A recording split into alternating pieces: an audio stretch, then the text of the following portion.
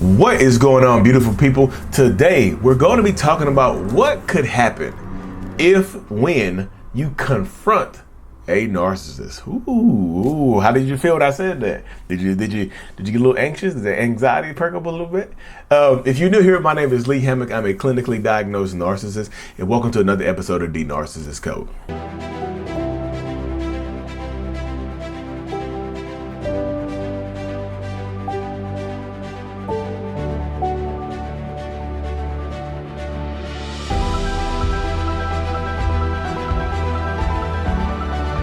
Boom, welcome back. Yeah, so I know a lot of people ask me about videos and ideas and stuff like that. Like, Lee, what do you come up with your video ideas? Y'all, just literally, when I'm doing one-on-ones with people over Zoom and I'm talking to people, a lot of my ideas come from being inspired by the people that I speak with. Come from y'all, you inspire me, you make me tap into a different part of my brain. But this one right here was like, I've never did a video about confrontation. Like, a woman talked to me the other day. She's like, I had to confront my narcissistic partner and it did not go well. And I was just like, yeah, I haven't done a video on that. Because when you confront a narcissist, like, especially when you have the truth, when the truth is on your side, not when the truth, the undeniable truth is on your side and you confront them, there's a few different ways that a narcissist could react, right? One of the ways that they could react is by just ignoring you. Some of them will ignore you. They'll stonewall you. They'll give you the silent treatment. Pretend you don't exist. Pretend what you said doesn't matter. To act like you're overreacting, to make it seem like you're making a big deal out of nothing. Like you just don't have all the facts on your side, even if you do have facts. Even if you do have proof, even if you do have all the stuff that you need to make this person out to be a bad person, the bad person that they are. This can, it doesn't matter. Yeah, I'm just telling you, they can ignore you. They can make it seem like your proof is meaningless. Like I don't care what you have. It's not enough to prove anything. Like, I don't care who you are, what you have going on. Like, in this space right here, in this mindset, in this mentality, it doesn't matter. What are you going to do? If you confront them, they will act like your confrontation, your proof, your evidence doesn't matter. What are you going to do about it? Some of them will challenge you when you confront them. What are you going to do about it?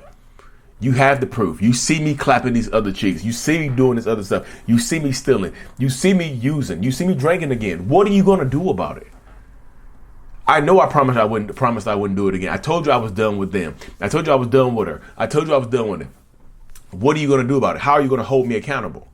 Because a lot of narcissistic people, right, set themselves up so it's extremely difficult to hold that person accountable, right?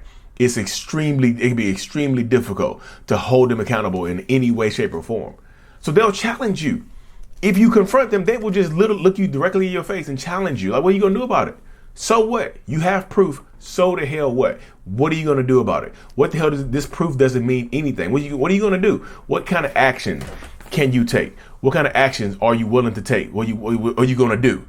Nothing. Okay, nothing? All right, bet. So there's nothing going to come of it.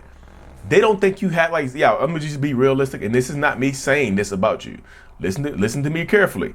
This is not me saying this about you. Some of them think you are weak. They look at you like you're weak. They look at you like you're not strong. Let's say it like that. They look at you like you don't have the strength to hold them accountable or to follow through with anything or to do anything about it. So that's why even if you confront them, they'll keep doing it.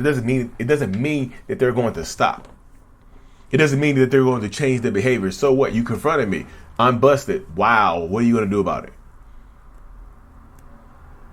You see what I'm saying? That's how they'll do. That's exactly the mindset that they'll do right there. What the hell are you going to do about it? Huh? Nothing. They don't think you're going to do anything. This is not me saying that you're not going to do anything. I've talked to thousands of people over the last few years who have left toxic relationships. A lot of y'all have done something about it. And even the ones who are still in it, y'all have done something about it. Hopefully you change boundaries are going up. You're building those boundary fences, right? Hopefully you start building those boundary fences up. You know what I mean? To protect your peace and to protect yourself. Just taking action. What does action look like to you? Because I know everybody's situation is different. I'm not telling everybody to leave. It's just leave.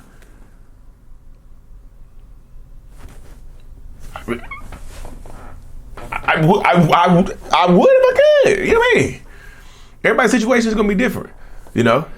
But another thing that happens when you confront a narcissist with whatever evidence or proof that you have, when you try to hold them accountable for whatever it is, like, yo, you might set off the narcissistic rage bomb. You seriously might. You might absolutely set off the rage bomb. They might actually start raging out at you and be angry as hell at you because of this situation, because you set me off. You did this, right? You made me this way. You made me talk to you like this. You made me yell at you. You made me scream at you. Blah, blah, blah, boo, boo, boo, beep, beep, beep. You made me do this. So I wouldn't have been yelling and screaming at you if you wouldn't have came at me, you know? Because not only could this start a narcissistic rage session, it could also make them start questioning where you got your information from, you know? It can make them question where you got everything that you have going on from. Like, where did you get it from? Where is this from? They'll try to probe you for the source. If you didn't discover it on your own, they will try to probe you of the source. They're like, where the hell did you get this information from? I need to know where you got this from so I can change it up, so I can attack it in a different way. You know, a lot of them will do it like that. A lot of them will handle the situation like that. They absolutely will. So then in this space, you got to ask yourself, like, you know, be careful when you confront them, because some of them can rage out on you and put their hands on you and start yelling and screaming at you.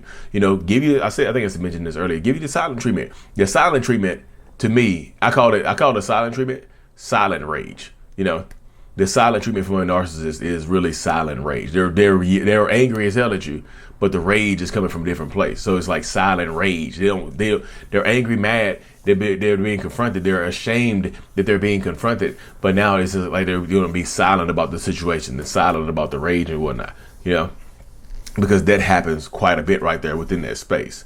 So I tell people, like, this is how it goes right here. That narcissistic person in your life, when you confront them, you know, they could react a whole different way, you know. Very rarely, let's do an outlier right here. Very rarely, if you confront them, this is one of the ways it could go. It's not a frequent reaction that you'll get, but some of them will feign accountability. Some of them you might get the vulnerable, covert narcissists that might actually seem like they're being empathetic and trying to reason with you and just like, I understand that I hurt you. I really do. I know that I hurt you. I can't believe I did this. I can't believe that I put you through this. It really sucks that I'm hurting too. Some of them will do that. You get like I said, the vulnerable, covert, narcissistic person might start crying and pretending like they're hurting too, or like they're in this situation right here where they, you know, might offer you a generic apology. You know, they might offer you a generic apology with some changed behavior for a little bit. Very rarely is it consistent change behavior, and very rarely is it a catapult to a better quality of relationship with this person. Very rarely does it happen that way, you know. And then, so I say that because I don't want people to get their hopes up and just like, well, Lee said it's a possibility that they might become nice to me. No. It's a possibility. It's a very rare occurrence, you know. It's like seeing a blue lobster. You know, I've been watching. I don't know how the hell I get on lobster TikTok, but it's like seeing a blue lobster. You know, blue lobsters are rare. You know, if all the other narcissists are red, the blue narcissist is different. It's a rarity. You know what I mean? But that's how it goes, though. That's bits and pieces of the situation, how things are going to go. Like, so yeah, so a lot of them in these situations, these scenarios, will do it like that. Y'all, they will. Some of them, I mean, not a lot of them. Some of them will absolutely apologize to you. It will come to you from a place of empathy and kindness. It's like, I'm so sorry that this has happened between us. Can we work this out? Yeah, some of them will do that. I'm not saying all of them. I'm just saying some of them. You know. And so I'll end it with this right here, y'all. So before you confront a narcissist, right? Before you confront them, ask yourself what the goal is.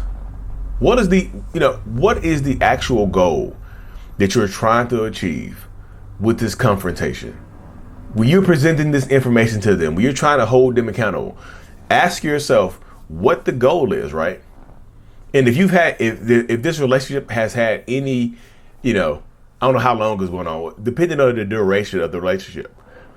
You know, if this relationship has had any longevity, is there a time in this relationship where the goal that you are trying to achieve, that you've achieved it before? Like if you or my goal is to give them a chance to explain themselves. I'll say, okay, if you've ever given them a chance to explain themselves in this relationship previously, how did it go? Because the greatest indicator of future behavior is past behavior. So people are going to act how they normally act. People are going to behave how they normally behave, right? So if I've treated you badly in the past and I've acted out in the past because you try to hold me accountable, how do you think I'm going to behave now? You know what I mean? How do you think I'm going to act right now? How do you think things are going to go right now? If I've always acted this way, why would the behaviors change now? I just have to ask people that right there. If I've always been behaving this way, why would these behaviors change up right now? So before you try to hold this person accountable or confront this person, ask yourself what is the goal and how it has went before. How realistic is your goal? You know, I'm not telling you to not confront them. I'm just asking you to ask yourself these questions. And how have they reacted before? Because every time you bring this up, they react the same way. Ask yourself, do you really need to confront them, or do you need to find a different course of action? Like the course, like I've tried to let them explain themselves for cheating on me, and they always get mad at me. So are you gonna go do this again, or are you just gonna make a plan to leave, or just change? You know, just what are you gonna do? Because I know it seems unfair, but it does fall onto you. Like the dynamics and whatnot, what comes next, do fall onto you. You know what I mean? But anyways, y'all, thank y'all for tuning in to another episode. Of course, subscribe to the channel, subscribe to my email list newsletter. Thank y'all so much. I really appreciate every single one of y'all. And of course, mental healness is out. Peace. Thank you so much for making it to the end of my video. You are a mental healness rock star, and I appreciate you for being here. If you haven't already, make sure to click on the screen to subscribe to the channel and watch another one of my videos in my playlist. There's also a link available up here for you to purchase my kids' book, Remember It's Not Your Fault, on Amazon. So check that out. Thank you. I will see you in the next video. Peace.